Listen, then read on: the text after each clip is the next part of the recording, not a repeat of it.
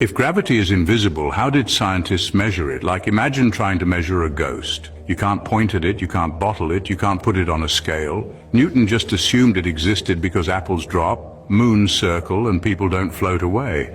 But is that really a measurement or just a story to make sense of motion? Fast forward to 1797. Henry Cavendish rolls into the scene with what's called the Cavendish experiment.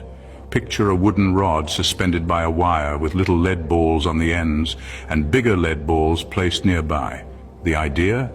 If gravity is real, those tiny balls should twist toward the big ones. The problem?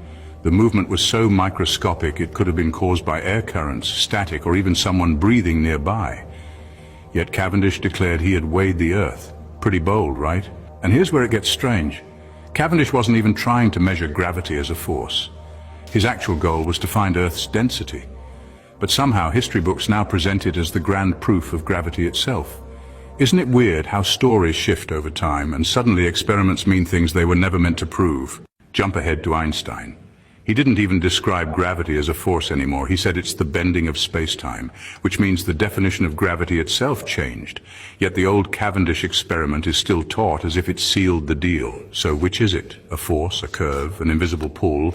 How can you measure something when the definition keeps moving? Think about it. We've built skyscrapers, planes, and satellites all based on math that assumes gravity exists. But you know, assumption isn't the same as observation. If you can't see it, can't isolate it, and can't test it without relying on other assumptions, is it science or just tradition dressed up as fact? And maybe that's the real question. Are we standing on solid proof, or on centuries of stories stacked like dominoes, just waiting for someone to push the first one over? Because at the end of the day, you don't have to say gravity is fake. Just ask yourself, how do you measure the invisible without ever seeing it? This video is for entertainment purposes.